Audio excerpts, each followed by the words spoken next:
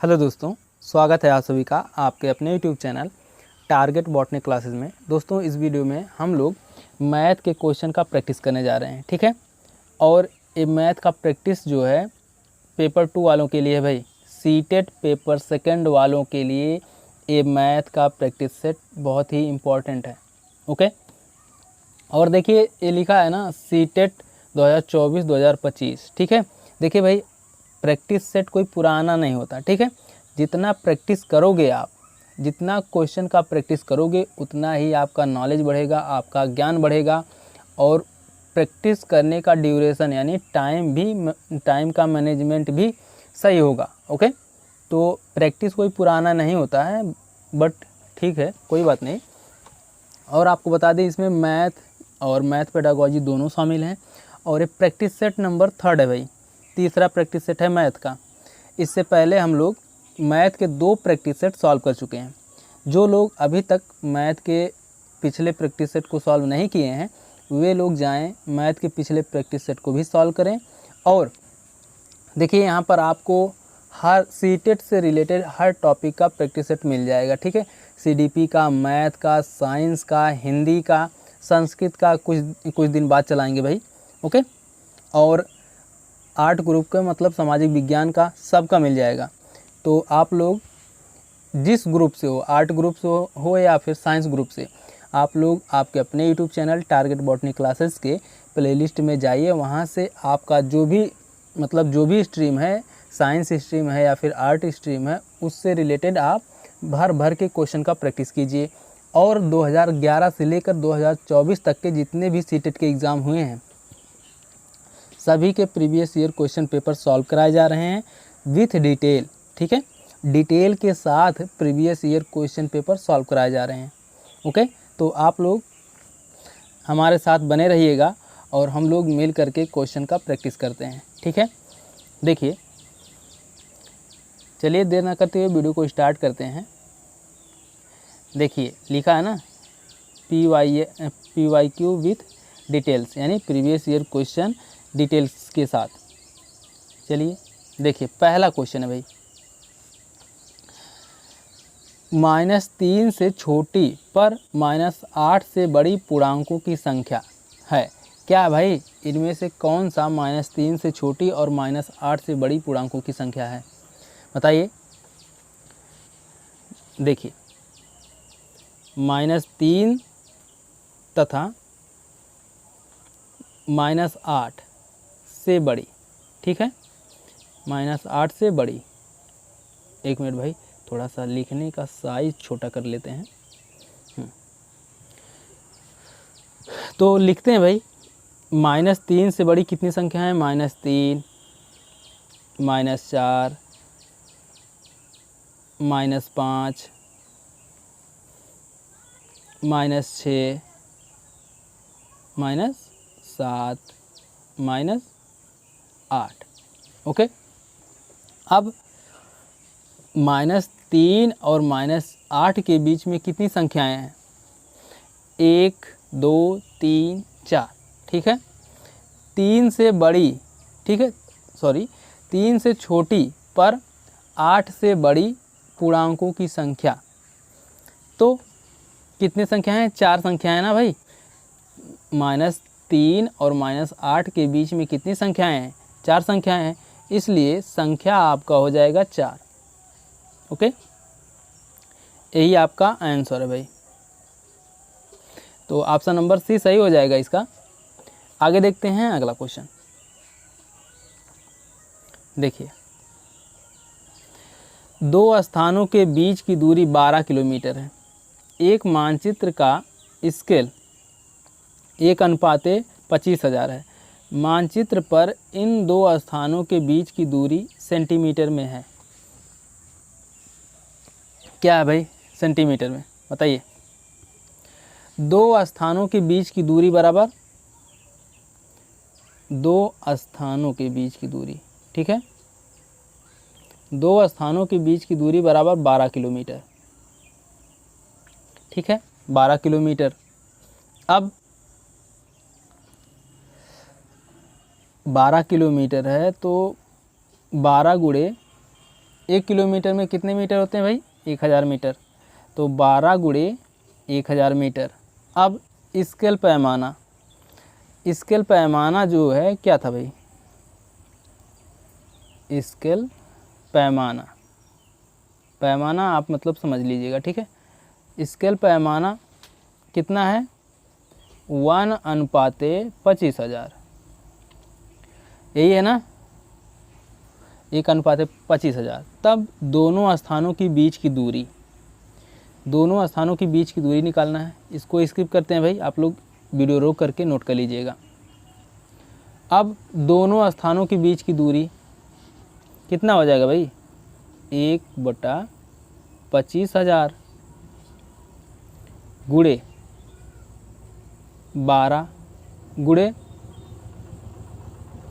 1000 गुणे 1000 में कितने सेंटीमीटर होते हैं? 100 सेंटीमीटर, ठीक है, 100 सेंटीमीटर। ओके। अब क्या करना है? अब कुछ नहीं करना है,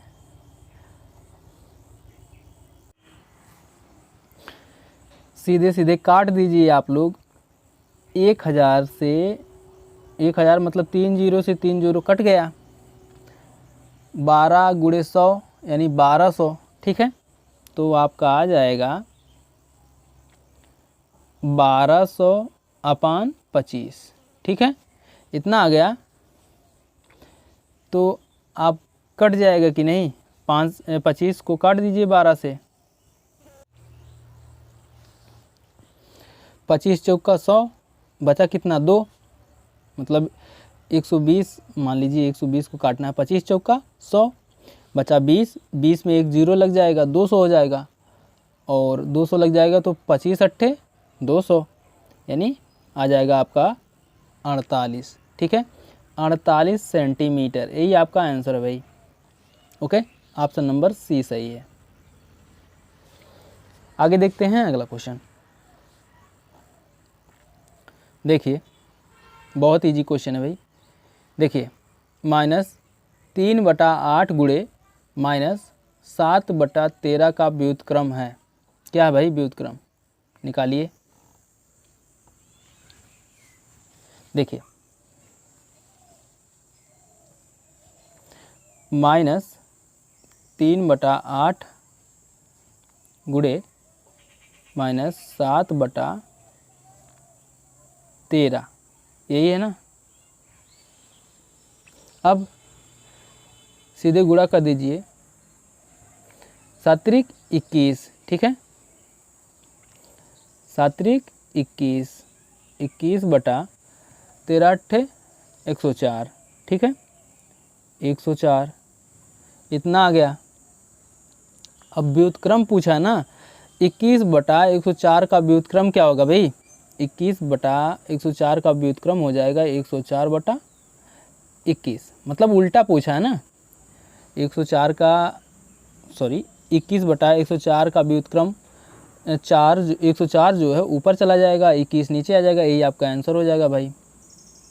ओके, तो 104/21 ऑप्शन नंबर फर्स्ट सही है। ओके, आगे देखते हैं। देखिए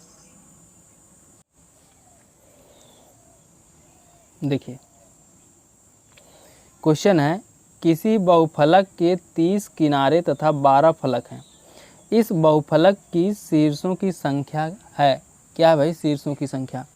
आप लोगों को एक फार्मूला पता होगा, शीर्ष प्लस फलक, ठीक है, शीर्ष प्लस फलक बराबर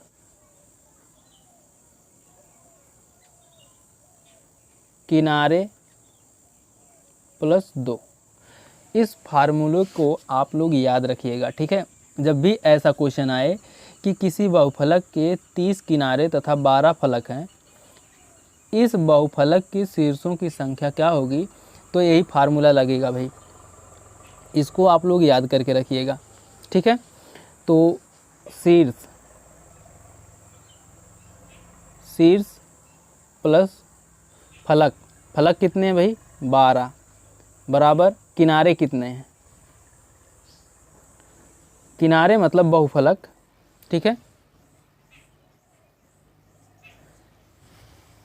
30 है, ठीक है, प्लस 2 हो गया। अब क्या करना है, 30 2 32 हो जाएगा ना, ये देखिए शीर्ष प्लस 12 बराबर 32 के। अब शीर्ष बराबर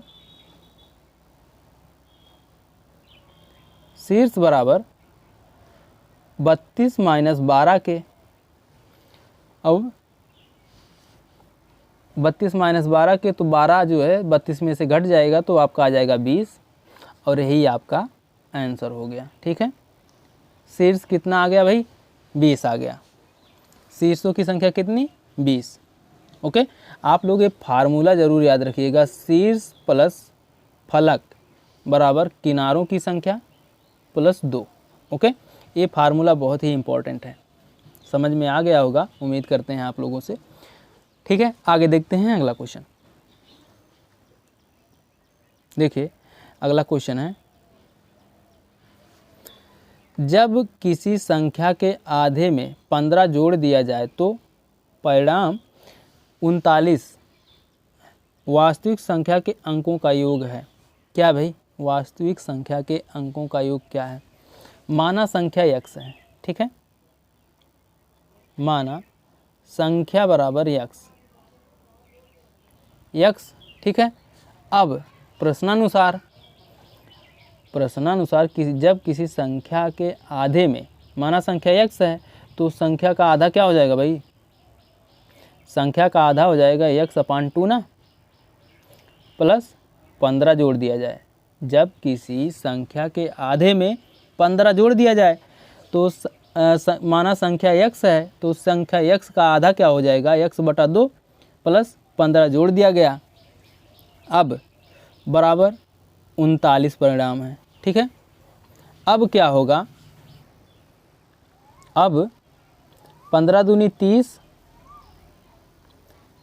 x प्लस 30, ठीक है, x प्लस 30 अपान 2 बराबर 39 के, ठीक है। अब x प्लस, देखिए दो को भेजेंगे 39 की तरफ, यहाँ पर लिखते हैं भाई, देखिए x प्लस 30 बराबर 39 गुणे 2, ठीक है। देखिए स्पेस नहीं था भाई, इसलिए जो है नीचे लिख दिए, x प्लस 30 बराबर 39 गुणे 2, तो 39 का गुणा 2 में होगा तो कितना हो जाएगा, देखिए x प्लस 30 बराबर 2 अट्ठे 16, 2 अट्ठे 16, 2 नवा 18, ठीक, 2 नवा 18 के 8 हासिल 1, 2 तिहाई 6 1 7, ठीक है। 39 गुणे 2 का 2 यानी 78 आ जाएगा। अब क्या होगा, अब x बराबर 78 माइनस 30, एक मिनट भाई, 78 है यहाँ पर, 78 माइनस 30, 78 माइनस 30, अब 78 में से 30 घट जाएगा, कितना आ जाएगा, x बराबर 48 आ जाएगा। ओके, अब 48 आ जाएगा, संख्या x बराबर 48 के अंकों का योग। देखिए स्किप करते हैं भाई, आप लोग देख लीजिएगा। देखिए अब x बराबर कितना आया था, x बराबर 48 आया था, ठीक है। अब संख्या x बराबर 48 के अंकों का योग, 48 है ना ये, अब 48 के अंकों का योग 4 प्लस 8, दोनों को तोड़ दिया गया, अलग अलग कर दिया गया। अब इसको जोड़ देंगे, 8 4 12, ठीक है, 12 आ गया, यही आपका आंसर आ गया, ठीक है। ऑप्शन नंबर डी सही है, 12। ओके, आगे देखते हैं अगला क्वेश्चन। देखिए ये भाई क्वेश्चन जो है काफ़ी लॉन्ग है और इसमें समय जो है समय ज़्यादा लगेगा, इसलिए इसका आंसर जान लीजिए। और बाकी सीटेट के एग्ज़ाम में समय टाइम बहुत महत्वपूर्ण भूमिका निभाता है, इसलिए इसका आंसर जो है बता दे रहे हैं। वैसे डेरिवेशन इसका काफ़ी लॉन्ग है, इसलिए इसमें टाइम ना वेस्ट करते हुए आगे चलते हैं भाई, ठीक है।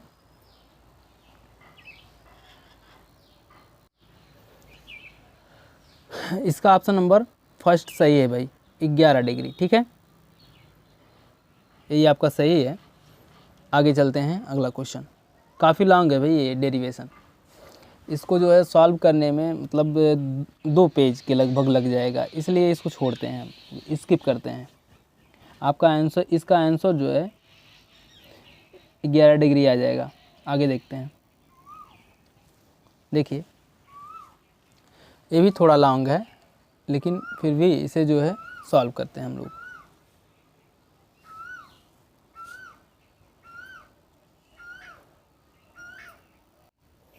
देखिए, यदि त्रिभुज ABC और त्रिभुज DEF सुमेलन और CAB बराबर हैं EDF के, ठीक है, एक दूसरे के बराबर हैं, अंतर्गत सर्वांगसम हो तो भिन्न में से कौन सा सत्य नहीं है भाई, बताइए।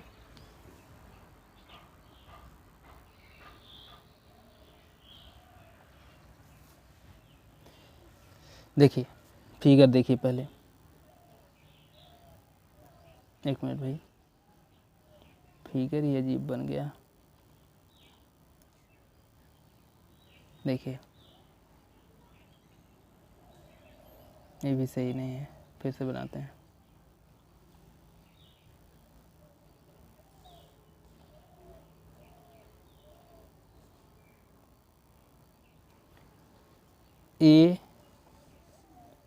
ABC और एक और बनेगा यहाँ पर,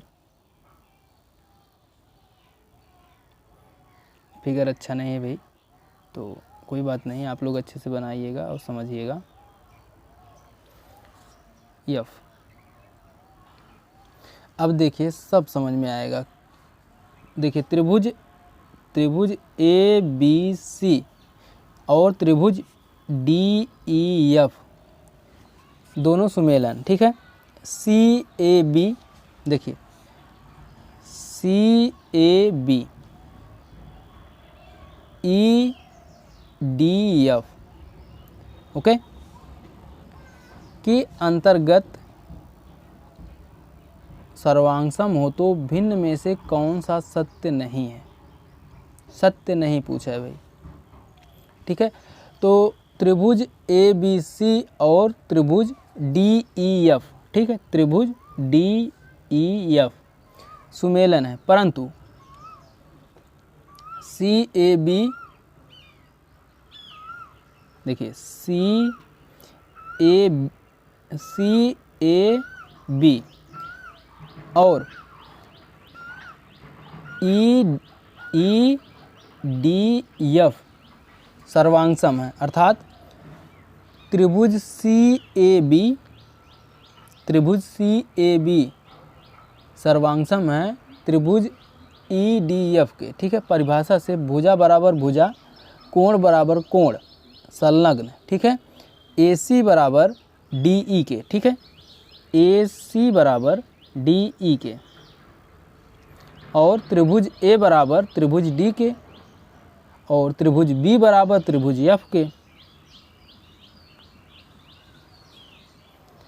होगा। अतः विकल्प B जो है ना, त्रिभुज B बराबर EF के, यही ऑप्शन गलत है भाई, ऑप्शन नंबर B सही है, ठीक है, इस क्वेश्चन के अकॉर्डिंग। आगे देखते हैं अगला क्वेश्चन। देखिए क्वेश्चन है 100 माइनस 300 का 20% का 40% बराबर है, कितने के बराबर है भाई। देखिए 100 माइनस 300 का मतलब गुणा होता है भाई का 20%, ठीक है, अपान 100 माइनस 300 का 20% का मतलब गुणा का 40%, 40 अपान 100 है भाई, क्या ही बताएं, 100। ओके, 2 शून्य से 2 शून्य कट जाएगा, ठीक है। अब बचेगा 20 तिहाई 60, तो 100 माइनस 60, ठीक है, 100 माइनस 60 इंटू 1 शून्य से 1 शून्य, 2 दूना 4, 2 पंचे 10 इंटू 2/5, ठीक है, ये आ गया आपका। अब क्या करना है,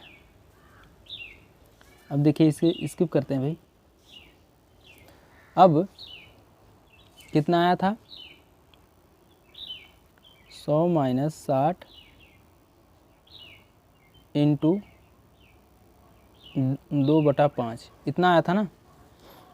अब घट जाएगा तो आपका आ जाएगा 40 इंटू 2/5, 5 अट्ठे 40, 5 अट्ठे 40। अब जो है कितना बचा, 8 गुणे 2 बचा, 8 दूनी 16, यही आपका आंसर हो गया भाई, ठीक है, 16%। ऑप्शन नंबर फर्स्ट सही है। आगे देखते हैं अगला क्वेश्चन। देखिए अगला क्वेश्चन है, दो संख्याओं का महत्तम समापवर्त HCF 28 तथा उनका लघुत्तम समापवर्त यानी LCM 336 है। यदि एक संख्या 112 हो तो दूसरी संख्या है, क्या है भाई बताइए, दूसरी संख्या क्या है। हम लोग जानते हैं HCF यानी महत्तम समापवर्त, महत्तम समापवर्त कितना है, 28 है, और LCM 336 है, इतना हम लोग जानते हैं। और पहली संख्या कितनी है, पहली संख्या 112 है भाई, और दूसरी संख्या ज्ञात करनी है हम लोगों को, दूसरी संख्या हम लोगों को ज्ञात करना है। तो फार्मूला होता है LCM, देखिए LCF, ठीक है, HCF भाई सॉरी,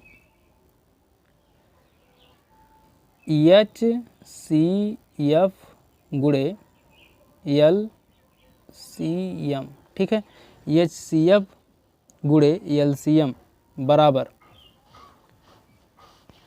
पहली संख्या गुणे दूसरी संख्या, ठीक है, दूसरी संख्या। स्किप करते हैं भाई। देखिए अब हम लोगों को एक फार्मूला पता है कि HCF बराबर HCF गुणे LCM बराबर होता है पहली संख्या गुणे दूसरी संख्या, ठीक है। HCF गुणे LCM बराबर पहली संख्या गुणे दूसरी संख्या। HCF कितना है भाई, 28 गुणे LCM कितना है, 336 बराबर पहली संख्या कितनी है, 112, और दूसरी संख्या पता करना है भाई, ठीक है। अब दूसरी संख्या पता करना है ना, तो अब क्या होगा, देखिए 28 गुणे 336 अपान 112, ठीक है, 112 हो गया ना, तो 112 तिहाई 336 होता है भाई, ठीक है। 112 तिहाई 336 होता है। अब आगे देखिए, यहाँ पर लिख रहे हैं 28 गुणे 3। 28 गुणे 3 बराबर कितना हो जाएगा? 84। 28 तिहां 84, ठीक है। यही आपका आंसर हो जाएगा 84। ऑप्शन नंबर सी सही है। ओके, आगे देखते हैं अगला क्वेश्चन। देखिए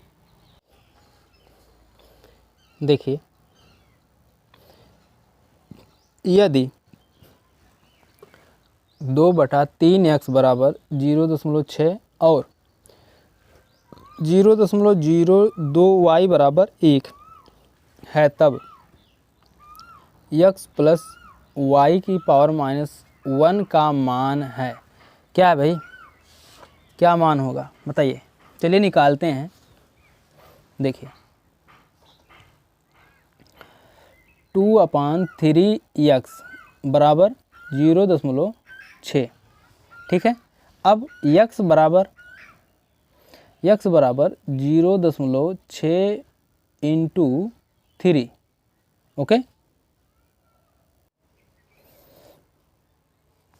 अपॉन 2, ओके। इतना आ गया। आप लोग जानते हैं कैसे आया। 3 जो है 6 की तरफ चला गया तो ये 2 है बटे में चला जाएगा, ओके। इतना हो गया। अब 6 3 18,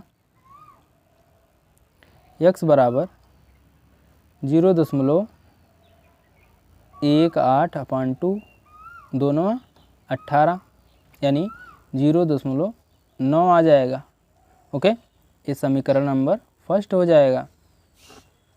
अब दूसरा देखते हैं भाई।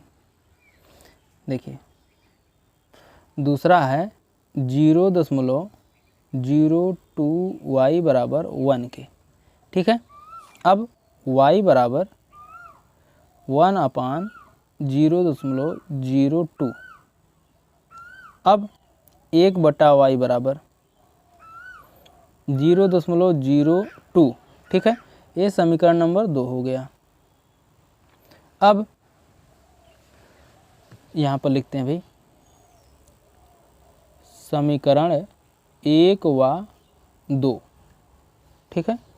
समीकरण 1 व 2 यानी x प्लस 1/y बराबर कितना हो जाएगा?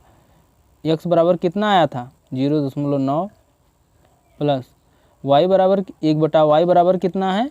0.02, ठीक है, इतना है। अब x प्लस y की पावर -1 बराबर कितना हो जाएगा? आपका हो जाएगा 0.92, ठीक है। यही आपका आंसर हो जाएगा। ऑप्शन नंबर ए सही है, ओके। समझ में आया? आगे देखते हैं अगला क्वेश्चन। देखिए यदि y बराबर x - 2 अपान x प्लस 1 y बराबर नहीं है 1 के, तब x बराबर है किसके बराबर है भाई? चलिए निकालते हैं भाई। देखिए 1 मिनट भाई। देखिए y बराबर कितना है? x - 2 अपान x प्लस 1, ठीक है। अब क्या होगा? x का y में गुणा हो जाएगा तो x y प्लस या y, ठीक है, बराबर माइनस x - 2, ठीक है। समझ में आया? देखिए y का x में गुणा होगा तो x y हो जाएगा, और y का 1 में गुणा होगा तो y ही रह जाएगा, ठीक है। तो x y प्लस y बराबर x माइनस y। इतना समझ में आया आपको? अब y को 2 को जो है इधर लाएंगे, ठीक है। 2 को इधर लाएंगे तो आपका हो जाएगा y प्लस 2 बराबर x माइनस x y। इतना हो जाएगा, ठीक है। अब क्या करेंगे हम, यहाँ पर देखिए, अब यक्स नहीं भाई, वाई है, y प्लस 2, ठीक है। y प्लस 2 बराबर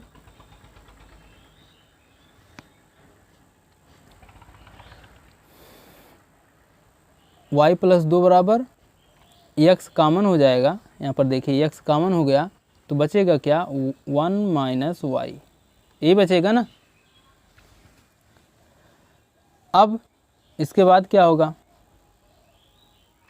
x बराबर y प्लस 2 अपान 1 माइनस वाई, और y बराबर नहीं है 1 के, ठीक है। आ गया ना। तो कौन सा ऑप्शन सही है, ऑप्शन नंबर फर्स्ट सही है, y प्लस 2 अपान 1 माइनस वाई के, ठीक है। समझ में आया। आगे देखते हैं अगला क्वेश्चन। देखिए अगला क्वेश्चन है, एक वर्ग और वृत्त के परिमाप बराबर हैं, ठीक है। एक वर्ग और वृत्त के परिमाप बराबर हैं। वर्ग के क्षेत्रफल का वृत्त के क्षेत्रफल के अनुपात हैं। क्या है भाई अनुपात बताइए। देखिए सबसे पहले वर्ग का परिमाप क्या होता है भाई, वर्ग का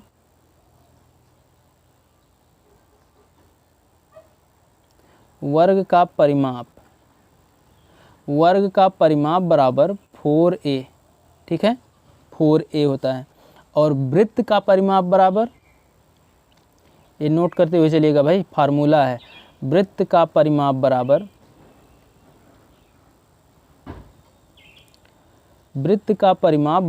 2 पाई r, ओके। अब प्रश्नानुसार 4a बराबर 2 पाई r के, ठीक है। अब 2 दूना 4, अब क्या बचा, 2a बराबर पाई r के, ठीक है, इतना बचा। अब a बराबर क्या हो जाएगा, देखिए यहाँ पर लिख दे रहे हैं, a बराबर 1/2 पाई r, ठीक है, समीकरण फर्स्ट, ठीक है, फर्स्ट समीकरण हो गया भाई। आगे देखते हैं अगला क्वेश्चन नहीं भाई, इसमें आगे देखते हैं। देखिए अतः अब वर्ग का क्षेत्रफल बटे वृत्त का क्षेत्रफल, ठीक है, वर्ग का क्षेत्रफल बटे वृत्त का क्षेत्रफल, बराबर कितना हो जाएगा, वर्ग का क्षेत्रफल बराबर a स्क्वायर और वृत्त का क्षेत्रफल बराबर कितना, पाई r स्क्वायर, ठीक है। वर्ग का क्षेत्रफल a स्क्वायर और वृत्त का क्षेत्रफल पाई r स्क्वायर, ओके। और वर्ग का परिमाप क्या होता है 4a, वृत्त का परिमाप क्या होता है 2 पाई r, ये सब फार्मूला है, याद करके रखिएगा, ओके। अब देखिए उसी के बेस पर लगाते हैं भाई, वर्ग का क्षेत्रफल बराबर a स्क्वायर और वृत्त का क्षेत्रफल बराबर पाई r स्क्वायर। अब a स्क्वायर बराबर कितना आया था, a स्क्वायर बराबर आया था आपका 1/2 पाई r, इतना आया था ना। तो इसका वर्ग करेंगे, a बराबर 1/2 पाई r आया था, तो यहाँ पर a स्क्वायर का लिखना है तो वर्ग करना ही पड़ेगा। अब बटे पाई r स्क्वायर, ये तो वैसे ही रहेगा, ठीक है, इतना हो गया। अब क्या होगा, आगे देखिए, यहाँ पर देखिए pi square r square, okay, upon 4, 2 दूना 4 हो जाएगा ना, 4 pi r square, okay, 4 pi r square. अब r से r कट जाएगा, 1 पाई से 1 पाई कट जाएगा, बचेगा कितना, पाई अनुपाते 4। ओके, यही आपका आंसर है, ऑप्शन नंबर डी सही है। ओके, आगे देखते हैं अगला क्वेश्चन। देखिए, ए बी सी डी एक वर्ग जिसमें ए बी बराबर x प्लस 16 सेंटीमीटर तथा बी सी बराबर 3x सेंटीमीटर, वर्ग का परिमाप सेंटीमीटर में क्या होगा भाई, बताइए। एक वर्ग है, ठीक है, एक वर्ग है, ए बी सी डी, ठीक है, सभी की भुजाएं बराबर हैं, ठीक है। ए बी बराबर x प्लस 16, ठीक है, ए बी बराबर x प्लस 16 और बी सी बराबर 3x। ओके, अब क्या होगा, ए बी बराबर है बी सी के, ठीक है, ए बी बराबर है बी सी के और सी डी बराबर है डी ए के, ठीक है, डी ए के। इतना आप लोग समझ गए, यानी वर्ग की भुजा, ठीक है, सब बराबर। ए बी बराबर है बी सी के, बी सी बराबर है सी डी के, सी डी बराबर है डी ए के। अब यहाँ पर देखिए भाई, यहाँ पर स्पेस है, देखिए x प्लस 16 बराबर है 3x के। ओके, x प्लस 16 बराबर 3x के। ए बी सी डी एक वर्ग जिसमें ए बी बराबर x प्लस 16, ए बी बराबर x प्लस 16 और बी सी बराबर 3x के, ठीक है। अब क्या होगा, x उधर जाएगा, घट जाएगा, तो हो जाएगा 3x है तो 2x हो जाएगा बराबर 16 के, ठीक है। अब x बराबर 16/2 के, 2 अट्ठे 16, x बराबर 8 के, ठीक है, 8 के आ गया x बराबर, और वर्ग का परिमाप कितना है 4a, ठीक है, a बोलो या फिर x बोलो, बात ये कही है, ठीक है। अब देखिए इसके आगे, वर्ग का परिमाप बराबर कितना होता है, वर्ग का परिमाप, ठीक है, वर्ग का परिमाप बराबर 4a या फिर 4x कह सकते हैं आप। यहाँ पर इस क्वेश्चन में x माना है तो x ही कह दीजिए, ठीक है। तो बराबर 4 तो है ही, x बराबर कितना है 8 आया है, ठीक है। तो 8 चौक 32 यानी 32, यहाँ पर आपका ऑप्शन नंबर सी सही हो जाएगा 32। ओके, आगे देखते हैं अगला क्वेश्चन। देखिए अगला क्वेश्चन है भाई, 10 संख्याओं का माध्य 0 है, यदि इन संख्याओं में 72 और 12 और सम्मिलित कर दिया जाए तो नया माध्य होगा। क्या होगा भाई नया माध्य, बताइए।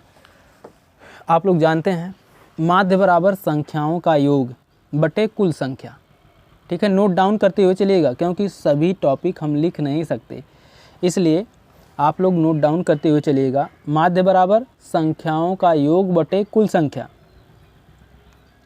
माध्य कितना है 0 है, तो लिख ही दे रहे हैं भाई, कंफ्यूज हो जाओगे आप लोग। देखिए माध्य बराबर संख्याओं का योग, संख्याओं का योग है भाई, समझ लीजिएगा आप लोग, योग बटे कुल संख्या,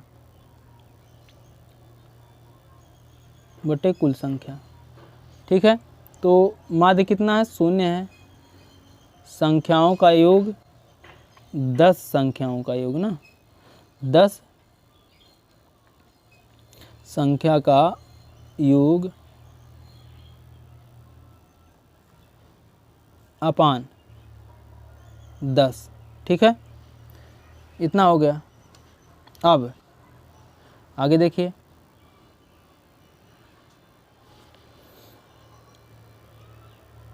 10 संख्याओं का योग, 10 संख्याओं का योग बराबर 0 गुणे 10 बराबर 10 के शून्य के, शून्य हो जाएगा। शून्य का गुणा 10 में करेंगे तो शून्य ही हो जाएगा। आगे देखते हैं, देखिए, तथा 2 संख्या, 10 संख्याओं का योग क्या है, 0 गुणे 10 बराबर शून्य के। अब 2 संख्या बराबर 2 संख्या कौन कौन है भाई, 72 है और -12 है। ठीक है, तथा 2 संख्या 72 - 12, तो योग बराबर कितना हो जाएगा, तो योग बराबर 72 - 12 प्लस 0 बराबर कितना आ जाएगा, 72 में से 12 घट जाएगा तो 60 आ जाएगा। अब नया माध्य निकल कर आया, नया माध्य बराबर, नया माध्य बराबर योग है भाई, समझ लीजिएगा, योग अपान कुल संख्या। ठीक है, कुल संख्या, योग अपान कुल संख्या। ओके, तो योग कितना आया भाई, 60/12, 12 × 5 = 60। ओके, 5 आ गया। यही आपका आंसर है भाई, कुल संख्या 12। आगे देखते हैं अगला क्वेश्चन। देखिए, इसमें ऑप्शन नंबर सी सही है। आगे देखते हैं, देखिए, किसी लंबवृत्तीय बेलन के आधार की परिधि 44 सेंटीमीटर तथा ऊंचाई 15 सेंटीमीटर है। बेलन का आयतन सेंटीमीटर घन में x बराबर 22/7 लीजिए। ठीक है, चलिए देखते हैं भाई।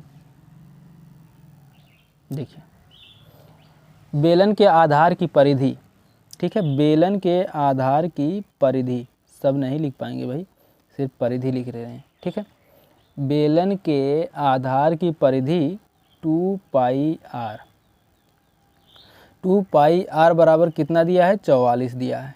ठीक है, अब πr बराबर, यहाँ से कट जाएगा ना, 2 दूना 4, 2 दूना 4, πr बराबर 22 के, और r बराबर 22 गुणे पाई का मान कितना है भाई, 7/2, 7/22 है। ठीक है, 22 से 22 कट जाएगा, अब बचेगा 7 बचेगा। ठीक है, r बराबर 7 के। ओके, इतना समझ में आया आपको। आगे देखते हैं,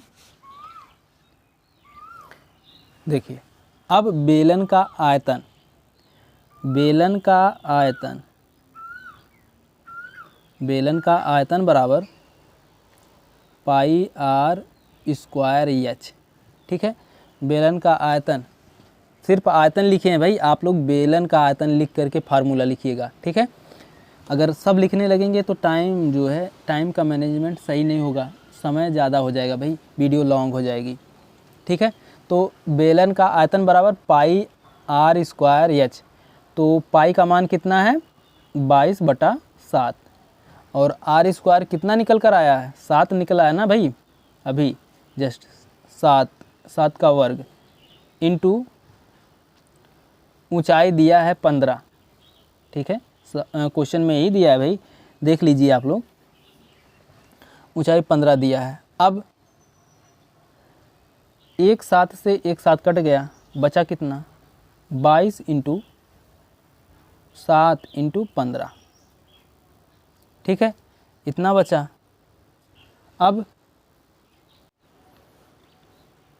अब इसके बाद जो है 22 सत्ते 154। ठीक है, 22 सत्ते 154 गुणे 15।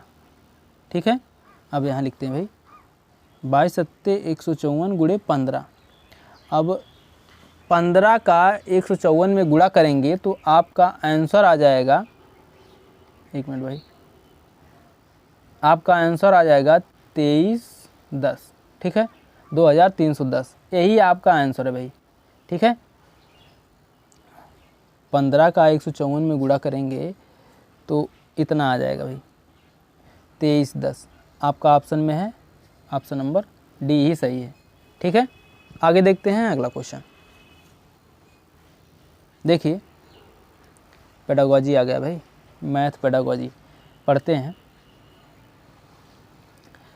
कक्षा 7 के शिक्षक कक्षा में निम्नलिखित समस्या पर चर्चा करना चाहते हैं। एक वर्ग को 4 सर्वांगसम आयतों है भाई, एक वर्ग को 4 सर्वांगसम आयतों में विभाजित किया जाता है।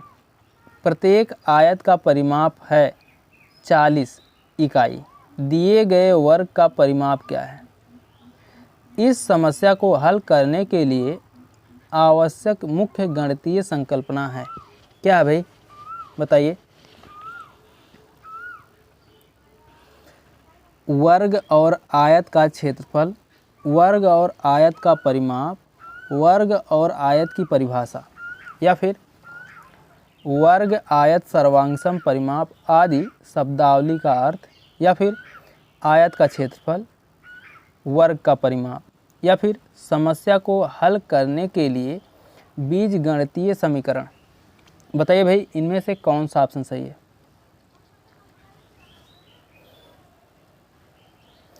बताइए।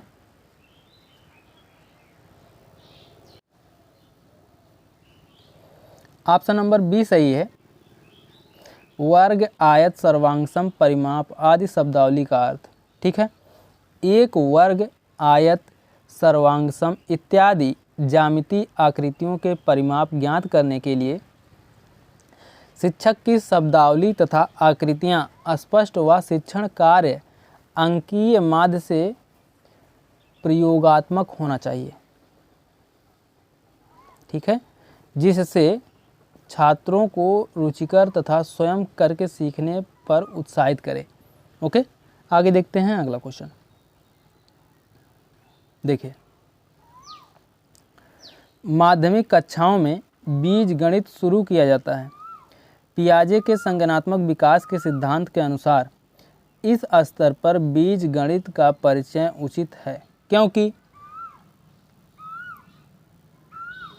बच्चा संवेदी गतिकी स्तर पर है और बहुत सारे हस्त परिचालकों के साथ वह समझ सकता है, या फिर बच्चा पूर्व संक्रियात्मक स्तर पर है और मूर्त संकल्पनाएं समझ सकता है, या फिर बच्चा मूर्त संक्रियात्मक स्तर पर है और वह तार्किक संरचना का निर्माण करने के द्वारा मूर्त अनुभवों को समझ सकता है, या फिर बच्चा औपचारिक संक्रियात्मक चरण पर है और मूर्त संकल्पनाओं को ग्रहण करने के लिए पूर्ण रूप से परिपक्व है। बताइए भाई, इनमें से कौन सा ऑप्शन सही है? बताइए, कौन सा ऑप्शन सही है भाई? ऑप्शन नंबर सी सही है, बच्चा मूर्त संक्रियात्मक स्तर पर है और वह तार्किक संरचना का निर्माण करने के द्वारा मूर्त अनुभवों को समझ सकता है। ठीक है, स्विट्जरलैंड के मनोवैज्ञानिक जीन पियाजे के संज्ञानात्मक सिद्धांत में बालक की 4 अवस्थाएं बताई गई हैं जो निम्न है। नंबर 1 है इंद्रिय जनित यानी सेंसरी मोटर स्टेज, संवेदी गामक अवस्था 0 से 2 वर्ष तक होती है, ठीक है।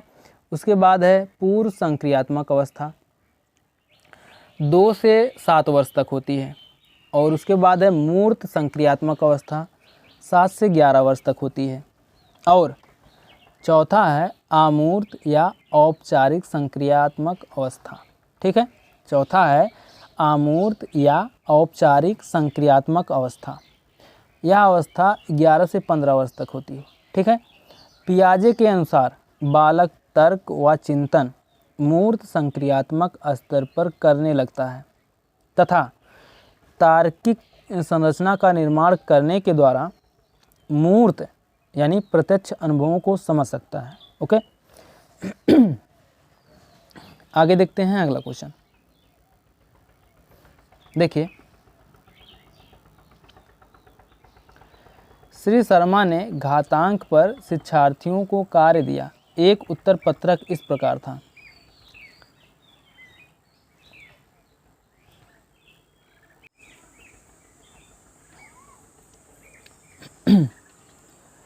दो की घात 3 इंटू 2 की घात 5 बराबर 2 की घात 8, ठीक है।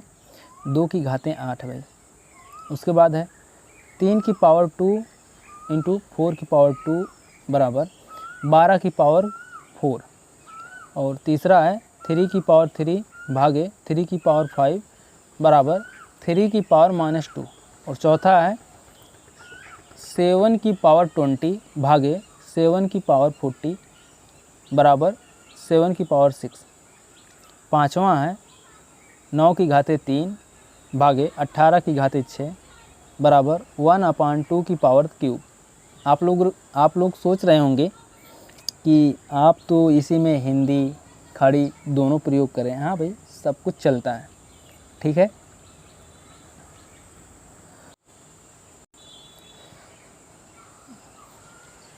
सब कुछ चलता है भाई। देखिए, उसके बाद इस उत्तर पत्रक के आधार पर श्री शर्मा निम्नलिखित टिप्पणी दे सकते हैं। कौन से टिप्पणी दे सकते हैं भाई? टिप्पणी कौन से दे सकते हैं बताइए। बच्चा घातांक के नियम समझ गया है और भली प्रकार से उसका अनुप्रयोग कर सकता है। बच्चा घातांक के नियम समझ गया है लेकिन उसने लेखन त्रुटियां की है। या फिर बच्चा घातांक के नियम समझ गया है लेकिन उसने 2 संख्याओं के भाग वाले सवालों का अभ्यास नहीं किया है। या फिर जहां आधार समान होता है उन केसों में घातांक के नियम समझ गया है लेकिन जहां आधार अलग हैं उस केस में संकल्पना को समझ नहीं है, ठीक है। उस केस में संकल्पना को समझ नहीं है। बताइए भाई, इनमें से कौन सा ऑप्शन सही है? ऑप्शन नंबर बी सही है। बच्चा घातांक के नियम समझ गया है लेकिन उसने लेखन त्रुटियां की है। ओके, आगे देखते हैं अगला क्वेश्चन। देखिए, वैन हिले के ज्यामितीय विचार के स्तर के अनुसार ज्यामितीय समझ के 5 स्तर हैं। चाक्षुषीकरण, विश्लेषण, अनौपचारिक निगमन, औपचारिक निगमन और दृढ़ता। कक्षा 7 के शिक्षार्थियों को चतुर्भुजों को उनकी विशेषताओं के आधार पर वर्गीकृत करने के लिए कहा गया। ये शिक्षार्थी वैन हिले ज्यामितीय विचार के ... स्तर पर हैं। बताइए भाई, चाक्षुषीकरण या फिर विश्लेषण या फिर अनौपचारिक निगमन या फिर औपचारिक निगमन। बताइए भाई, इनमें से कौन सा ऑप्शन सही है? ऑप्शन नंबर बी सही है, विश्लेषण, ठीक है। वैन हिले के ज्यामितीय विचार में उन्होंने 5 स्तर बताए हैं। चाक्षुषीकरण, विश्लेषण, अनौपचारिक निगमन, औपचारिक निगमन तथा दृढ़ता, ठीक है। इन स्तर को ध्यान में रखते हुए विद्यार्थी का उच्च प्राथमिक कक्षा में ज्यामिति, वर्ग, आयत, चतुर्भुज, समचतुर्भुज इत्यादि को वर्गीकृत करने के लिए ज्यामितीय स्तर पर विश्लेषण स्तर उचित होगा। ओके, आगे देखते हैं अगला क्वेश्चन।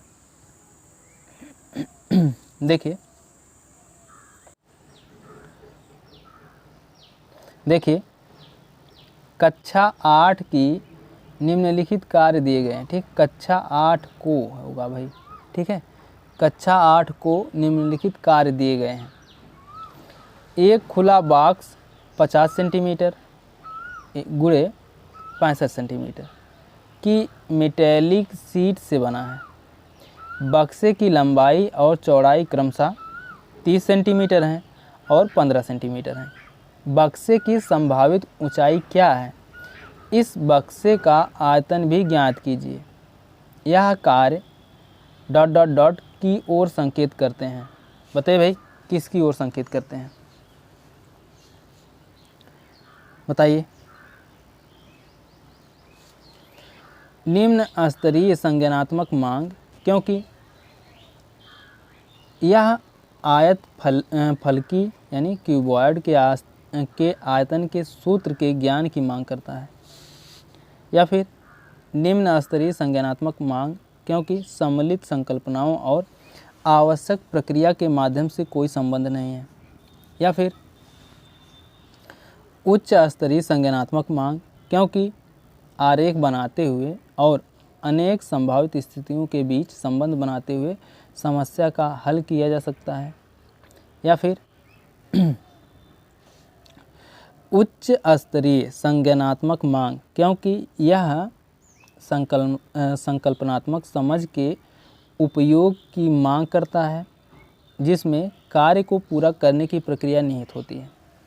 बताइए भाई, इनमें से कौन सा ऑप्शन सही है? जल्दी बताइए। ऑप्शन नंबर डी सही है।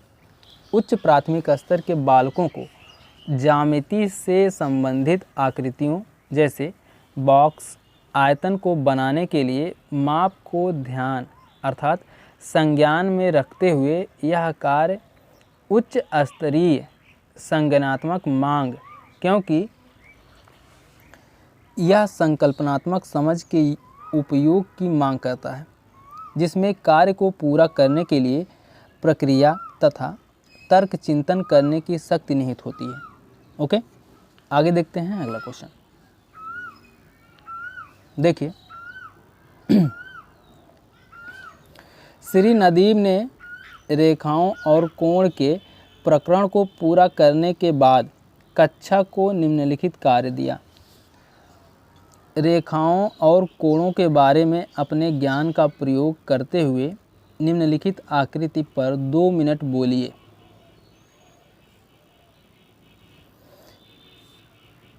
ठीक है, आकृति देख लीजिए भाई, उसके बाद आगे चलते हैं ऑप्शन पर। देखिए आकृति में मननपूर्ण समय बिताने के लिए प्रयुक्त किया जा सकता है, या फिर आकृति में खोज परक योगात्मक आकलन के लिए प्रयुक्त किया जा सकता है, या फिर मननपूर्ण और रूपात्मक आकलन के लिए प्रयुक्त किया जा सकता है, या फिर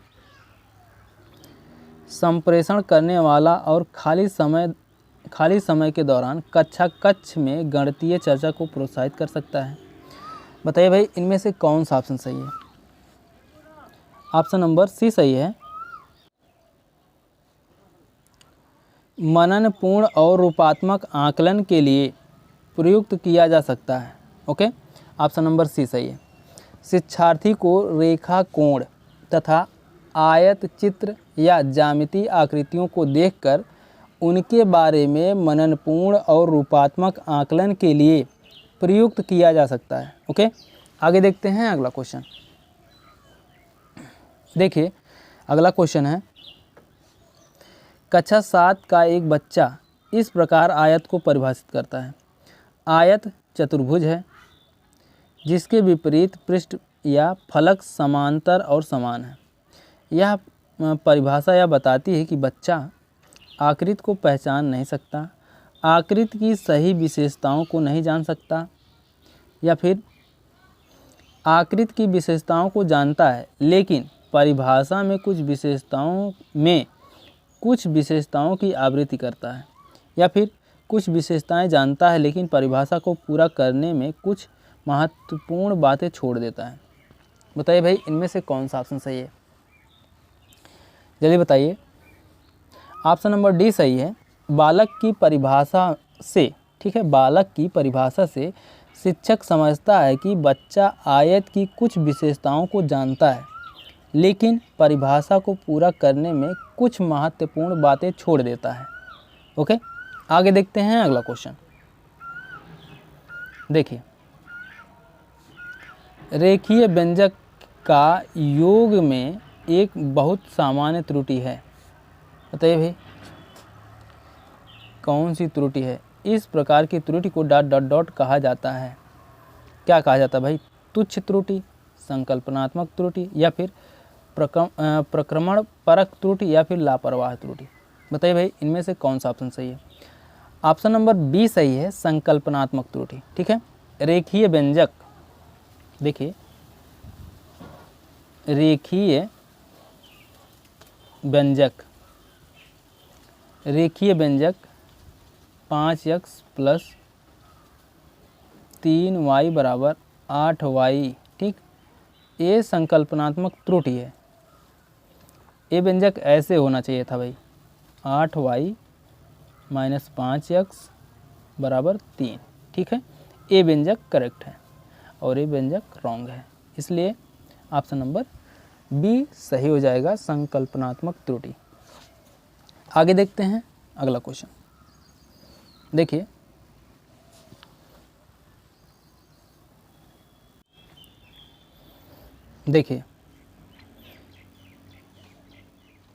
कक्षा 6 की पाठ्यपुस्तक में निम्नलिखित अनुच्छेद पढ़िए।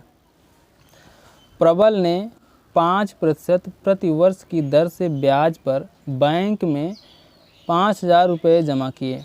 2 वर्ष बाद उन्होंने 3,500 यानी 350 पढ़ने वाली मेज़ खरीदने के लिए निकाले। ठीक है, 3,500 पढ़ने वाली मेज़ खरीदने के लिए निकाले। उसने अपने पास बची राशि को अन्य 2 वर्ष के लिए 5% की दर से ब्याज दर जमा करा दी। ठीक है, उसने अपने पास बची राशि को अन्य 2 वर्ष के लिए 5% प्रति वर्ष की ब्याज की दर से जमा करा दी। 2 वर्ष बाद वह कितनी राशि प्राप्त करेगा? बताइए भाई।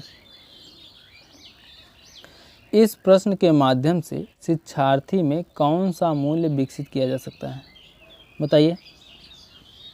ईमानदारी, या फिर धन की बचत करने और उसे समझदार तरीके से खर्च करना, या फिर निष्ठा, या फिर सादगी और दूसरों की सहायता करना। बताइए भाई इनमें से कौन सा ऑप्शन सही है, जल्दी बताइए। ऑप्शन नंबर बी सही है, धन की बचत करने और उसे समझदार तरीके से खर्च करना। ठीक है, ऑप्शन नंबर बी सही है। शिक्षार्थी इस अनुच्छेद से बैंक प्रणाली का ज्ञान तथा अन्य बैंक संबंधी योजनाओं को संज्ञानात्मक ढंग से प्राप्त करके और भविष्य में धन की बचत करने और उसे समझदार तरीके से खर्च करना। ठीक है, आगे देखते हैं अगला क्वेश्चन।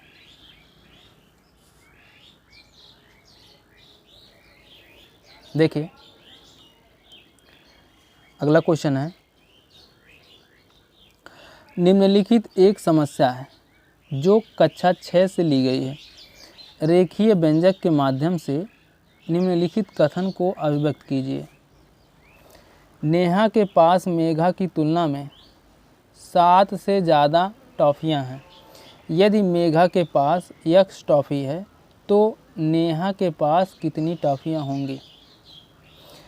इस सवाल में ब्लूम के संज्ञानात्मक क्षेत्र की किस क्षमता की ओर संकेत किया गया है?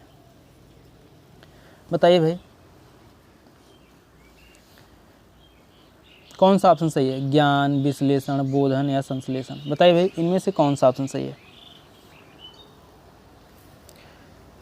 ऑप्शन नंबर बी सही है, बोधन। ठीक है, रेखीय व्यंजक तथा बीज गणितीय व्यंजक के माध्यम से शिक्षार्थी में बोधन क्षमता का विकास होता है।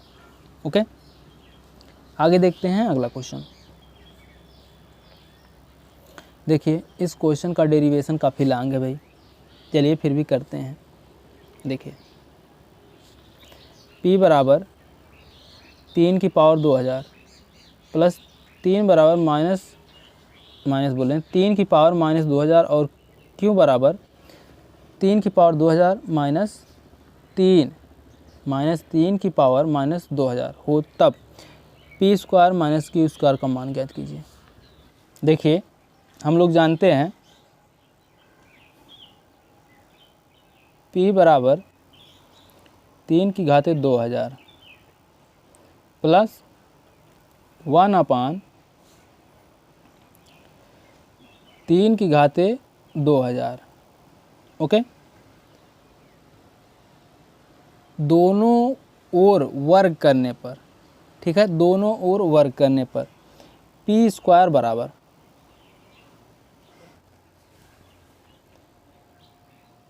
3 की घाते 2000, 3 की घाते है भाई, 32 मत समझ लीजिएगा आप लोग। 3 की घाते 2000 प्लस 1/3 की घाते 2000, 1 2 3 2000 की पावर 2, ठीक है, इतना हो गया। ये समीकरण नंबर 1 हो गया भाई। ओके अब देखिए आगे, q बराबर 3 की घाते 2000 माइनस 1/3 की घाते 2000, ठीक है, दोनों ओर वर्ग करने पर, ठीक है, दोनों ओर वर्ग करने पर q स्क्वायर बराबर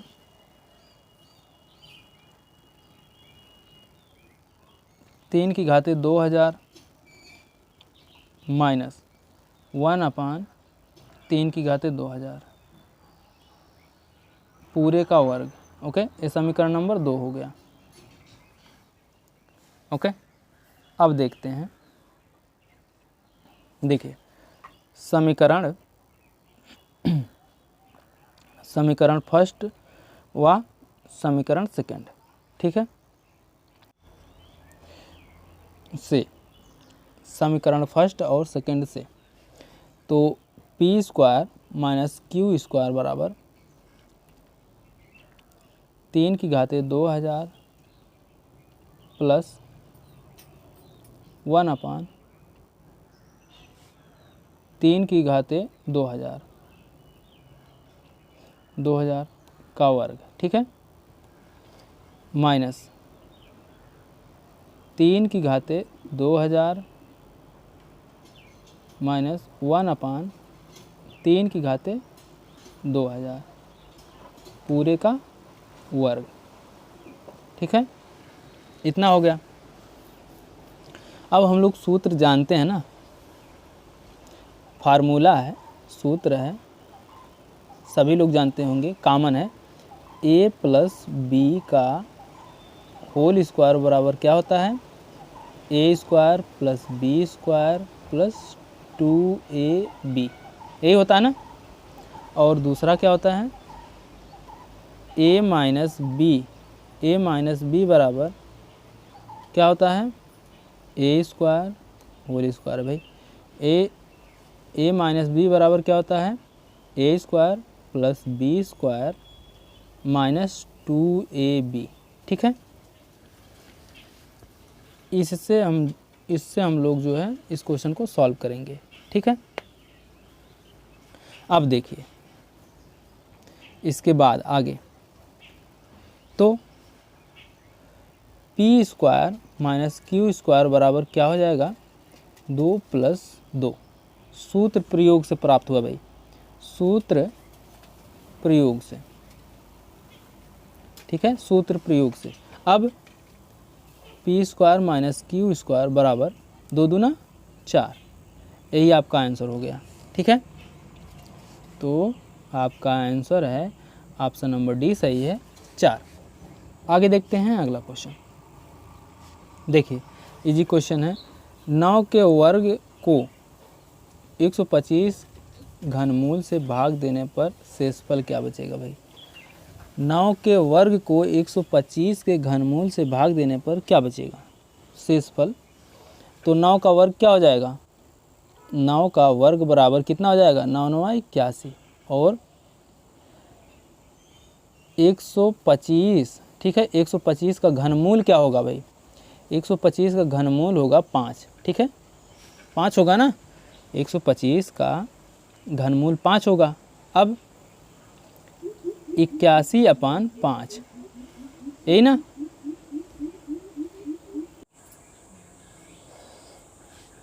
देखिए 5 का नम 5, यहाँ पर भी 5 का नम 5, 3 बचा, एक में चला जाएगा तो 31 हो जाएगा, 5 छक्का 30, शेष कितना बचा? एक बचा ना, वही शेषफल पूछा है। तो शेषफल कितना बच गया भाई? शेषफल बच गया 1, यही आपका आंसर है। अगर ऐसे समझ में नहीं आया होगा तो 5 से 81 में भाग करके देख लीजिएगा, ओके। शेषफल 1 बचेगा, वही आपका आंसर है। आगे देखते हैं अगला क्वेश्चन। देखिए √16, √8, √4 का मान क्या है भाई? देखते हैं। देखिए 16 √8 √4, ठीक है, यही है ना। अब 4 का अंडर रूट हटेगा, 16 √8 इंटू 2, 4 का अंडर रूट हटेगा तो 2 बचेगा, ठीक है। अब देखिए 16, 8 का अंडर रूट हटेगा तो कितना बचेगा भाई? 16 × 4, ठीक है, 4 बचेगा। अब 16 और 8 का अंडर रूट हटेगा तो कितना बचेगा? 16 का अंडर रूट हटेगा तो 4 बचेगा, और 4 का अंडर रूट हटेगा तो 2 बचेगा, तो 4 दूनी 8, ठीक है। ऑप्शन नंबर बी सही है, ओके।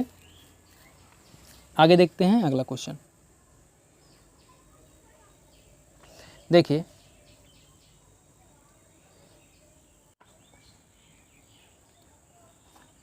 देखिए 1.2 × 10⁻30 का आधा है। क्या है भाई? 1.2 × 10⁻30 का आधा क्या है बताइए। देखिए यहाँ पर 1.2 × 10⁻30, इसका आधा क्या है? तो चलिए देखते हैं भाई इसका आधा क्या है। तो इसको हम लोग लिख सकते हैं 1.2 × 10⁻29, ठीक है, अपान 2 लिख सकते हैं। अब उसके बाद देखिए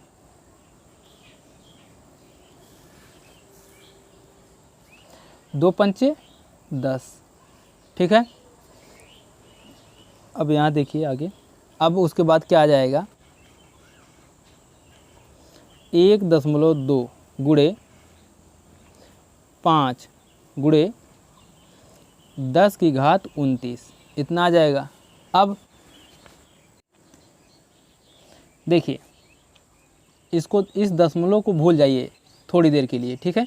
12 पच्चे 60, ठीक है, 60 हो गया। कितने अंक बाद दशमलव था? 1 अंक बाद, यहाँ पर दशमलव लगा दीजिए, इंटू 10⁻29, यही आपका आंसर है भाई, ओके। 6.0 × 10⁻29 किस में है? कौन सा ऑप्शन है? ऑप्शन नंबर बी सही है भाई, ओके। आगे देखते हैं अगला क्वेश्चन। देखिए अगला क्वेश्चन है, यदि 2/3 23/30 9/11 11/15 तथा 4/5 को आरोही क्रम में लिखा जाए तो बीचों बीच जो भिन्न होगी वह है, क्या होगी भाई? आरोही क्रम में लिखने पर बताइए भाई, इसको निकालना पड़ेगा भाई, निकालते हैं। देखिए 2/3 है, ठीक है, 2/3 को 3 से 2 में भाग देंगे तो कितना आ जाएगा? 0.6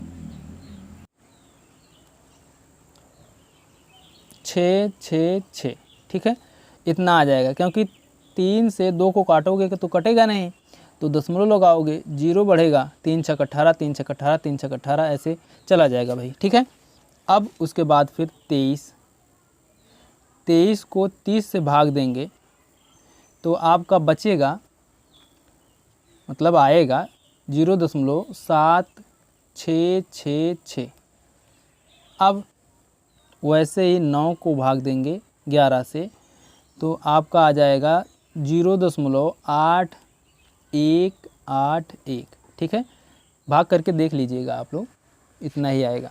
अब 11/15, ठीक है, 11/15 जो है इसका भाग देंगे, 15 से 11 में भाग देंगे तो आपका आ जाएगा 0.7333, ठीक है। और लास्ट में बचा 4/5, ठीक है, 4/5 जो है 5 से 4 में भाग देंगे तो आपका आ जाएगा 0.80000, ठीक है, इतना आ जाएगा। अब इनको आरोही क्रम में लिखना है, ठीक है। तो चलिए भाई, स्पेस है, लिखते हैं इनको आरोही क्रम में। सबसे पहले सबसे छोटे से बड़े की ओर जाना है ना भाई, आरोही क्रम में, कि बड़े से छोटे की ओर, जल्दी बताइए। छोटे से बड़े की ओर जाना है कि बड़े से छोटे की ओर? आरोही क्रम का मतलब बढ़ते हुए क्रम में ना, छोटे से बड़े की ओर जाना है। तो देखिए, सबसे छोटा कौन है भाई?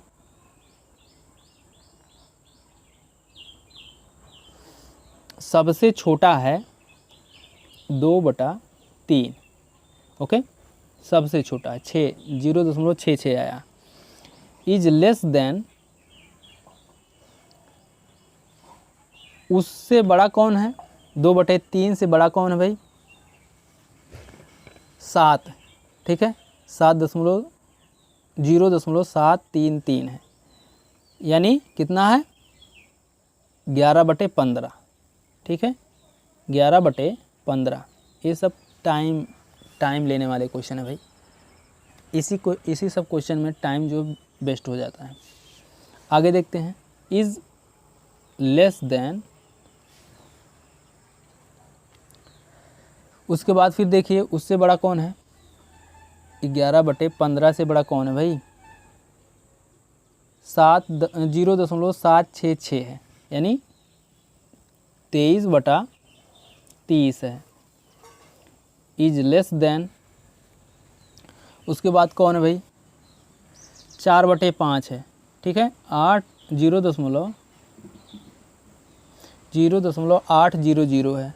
इज लेस देन, उसके बाद कौन है भाई? सबसे ज़्यादा 9/11 है, ठीक है, 0.8181 है। तो मध्य में कौन आ रहा है भाई?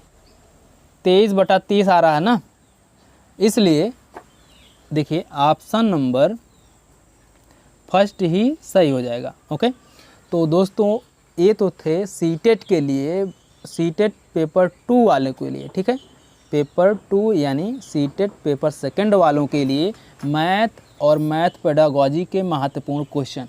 और आप लोग कमेंट करके ज़रूर बताइएगा कि आप लोगों का 30 क्वेश्चन में से आपका कितना क्वेश्चन सही हुआ। ओके, एक बात और कहना चाहते हैं आप लोगों से कि अगर आप लोग चैनल को सब्सक्राइब नहीं किए हैं तो चैनल को सब्सक्राइब कर लीजिए और बेल आइकन को भी प्रेस कर दीजिए ताकि हमारे हर नए वीडियो का नोटिफिकेशन आप तक हमेशा पहुंचता रहे।